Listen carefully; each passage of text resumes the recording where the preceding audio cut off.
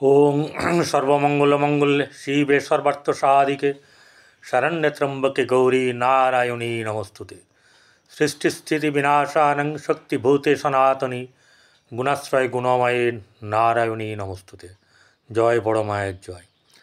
প্রত্যেকে ভালো থাকুন, প্রত্যেকের জীবন সুন্দর হোক, আনন্দময় হোক, সুখময় হোক, শ্রী শ্রী পদ্মাবতী মায়ের কাছে প্রার্থনা করি। প্রত্যেককে আমার এই জ্যোতিষ চ্যানেলে স্বাগত জানাই। প্রত্যেকে ভালো থাকুন এবং এখান থেকে যদি কিছু শেখার থাকে অবশ্যই করে শিখুন। আমি এই কারণেই এসেছি, মানুষ যাতে জ্ঞান প্রাপ্ত হয়। এই নয় যে আমার কাছে আপনাকে ছুটে আসতে হবে। যারা আপনার প্রিয়জন, প্রিয় জ্যোতিষী, তাদের কাছে আপনারা যাবেন, তাদেরকে দেখাবেন, যদি কোনো প্রতিকার লাগে সেখানে করবেন। যদি কারণ আমার কাছে আসতে ইচ্ছা করে, তিনি 8906781462 এই নাম্বারে যোগাযোগ করবেন এবং ভিডিওটি ভালো লাগলে সাবস্ক্রাইব করবেন, পাশে থাকা বেল আইকনে ক্লিক করে অল বটনে প্রেস করবেন। আজ যে রাশি নিয়ে আপনাদের সামনে আমি পরিতোষ দিয়ে উপস্থিত হয়েছি সেটি হচ্ছে গিয়ে কুম্ভ রাশির 2025-এর জানুয়ারি মাস কেমন যাবে। বছরের হয়ে গেছে, সেটা কিছুদিন আগেই দিয়েছি। এবারে জানুয়ারি মাস কেমন যাবে তা নিয়ে আলোচনা করব। আলোচনার মূল বিষয়বস্তু হচ্ছে গিয়ে অর্থ। অর্থই সম্পদ, অর্থই বল, না থাকলে রসাতল, এরকম একটা ব্যাপার। অর্থ থাকলে মানুষের সব হয়, কিন্তু পারিপার্শ্বিক আরও ব্যাপার আছে, যা না নিয়ে চললে হবে না। কিন্তু অর্থের এতটা বেশি প্রয়োজন, সেই জিনিসগুলো আমরা দেখে নেব যে কুম্ভ রাশির আর্থিক ব্যাপারটা কেমন আছে। প্রথমেই বলি বাম্পার, বাম্পার এবং বাম্পার বাজার। সেটা হচ্ছে গিয়ে দেখুন, এই রাশির কুম্ভ রাশিতে বসে আছে কে? শুক্র এবং শনি। তার আগে একটু বলে দিই যে জন্মকুণ্ডলীর যে আমরা এই কারোর তো বিচার করছি না, আমরা গোচর বিচার করছি। তো গোচর বিচার 1 জানুয়ারির কেমন আছে। বৃষরাশিতে বক্রী বৃহস্পতি, মঙ্গল বক্রী এবং নিচস্থ, তা হচ্ছে গিয়ে কর্কট রাশিতে, কেতু কন্যায়, বৃশ্চিকে বুধ, ধনুতে রবি এবং বুধ, এই রবি এবং চন্দ্র, শুক্র এবং শনি কুম্ভ রাশিতে, রাহু মীন রাশিতে। তাহলে কুম্ভ রাশিতে এই রাশির অধিপতি গ্রহ শনি এখানে বসে, এই রাশির রাজ্যকারক গ্রহ শুক্র মালব্য যোগের সৃষ্টি করেছে সে রাশিতে বসে। তাহলে কার না ভালো যাবে? ভালো যাবে অবশ্যই করে আর্থিক দিক, আপনার ঘরে গৃহর দিক, গৃহ শান্তি, গৃহে সুখ, আর্থিক দিক থেকে অনেক রকম ভাগ্যর দিক থেকে খুব ভালো যোগাযোগ আপনার এই সময়ে আছে। হ্যাঁ, একটা কথা যে আপনার জন্মকুণ্ডলী কী আছে তা আমি জানি না, সেটা যদি কোনো রকম দেখা যায় যে আপনার ক্ষেত্রে ঠিক হচ্ছে না, হতেই পারে আপনার জন্মকুণ্ডলী এবং মহাতসন্ত্রদশা তার বিপরীতে আছে, বা কোনো গ্রহ এরকম ধরনের কাজ করতে দিচ্ছে না, তাহলে বললাম আপনার প্রিয় জ্যোতিষ বা পছন্দের জ্যোতিষের কাছে আপনারা দেখিয়ে নেবেন, দেরি করবেন না। কারণ সুযোগ চলে গেলে সুযোগ আর আসে না।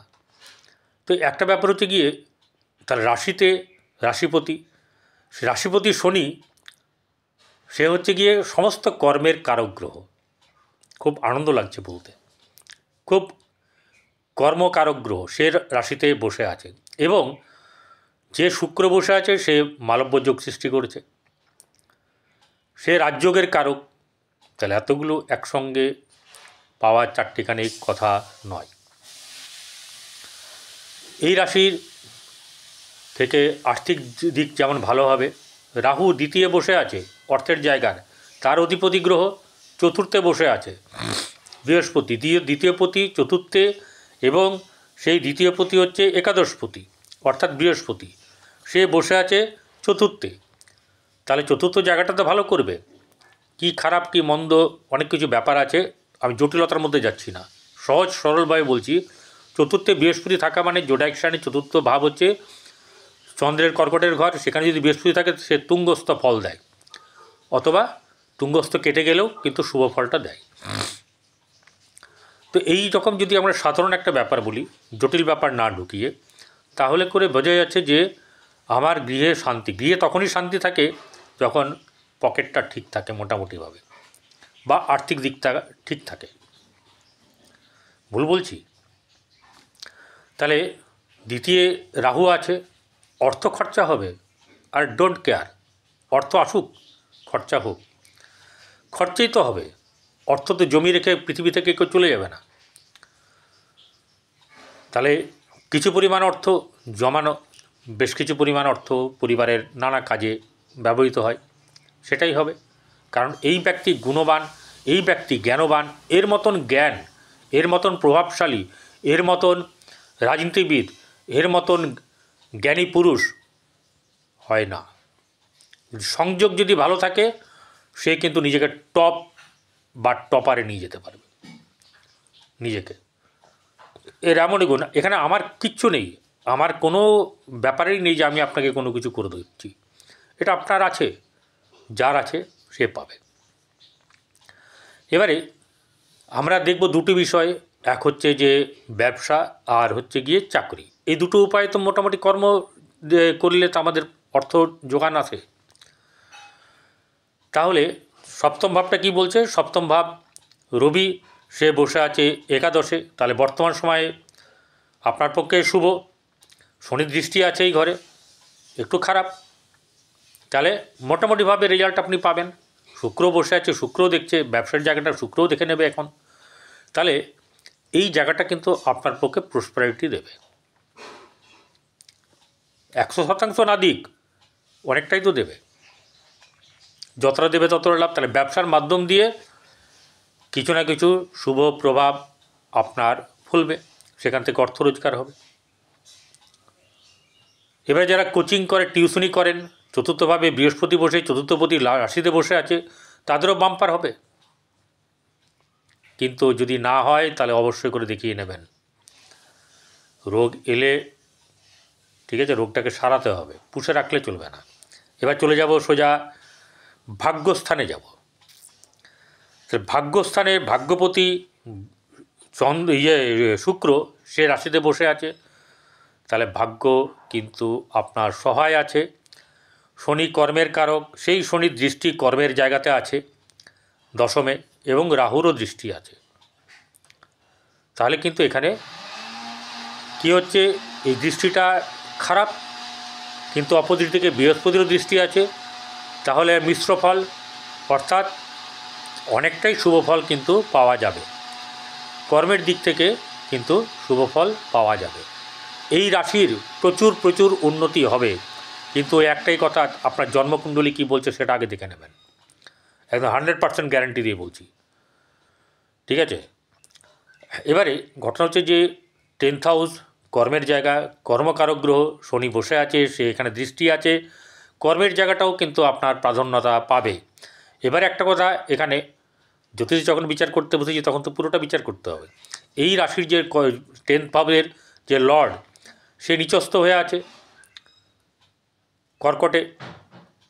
এই মঙ্গল সে সপ্তমকে দেখছে, অষ্টমকেও দেখছে, চতুর্থকেও দেখছে, চতুর্থ হচ্ছে ভাগ্য জায়গা।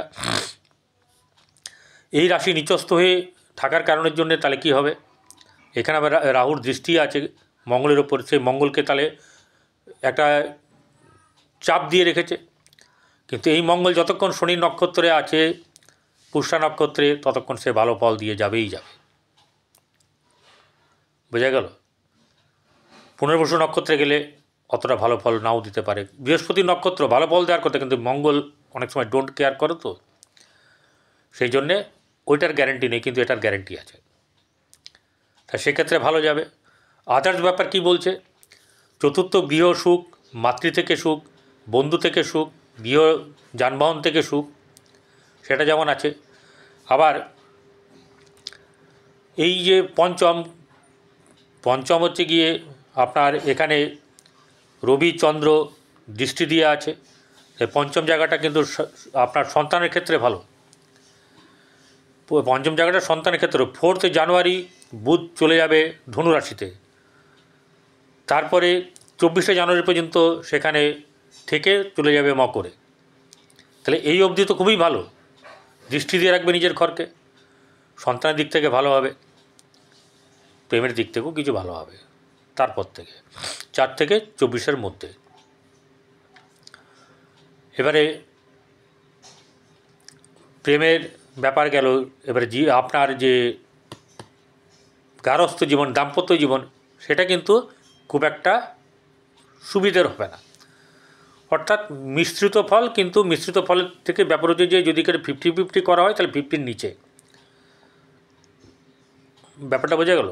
শনির দৃষ্টি হেতু দাম্পত্য জীবনে সুখ সেভাবে পাওয়া যায় না। এখানে রিপেয়ারিংয়ের দরকার আছে, কিছু সন্তুষ্টি, গ্রহ শান্তির দরকার আছে, সেটা আপনার জ্যোতিষীরা আপনাকে বলে দেবে।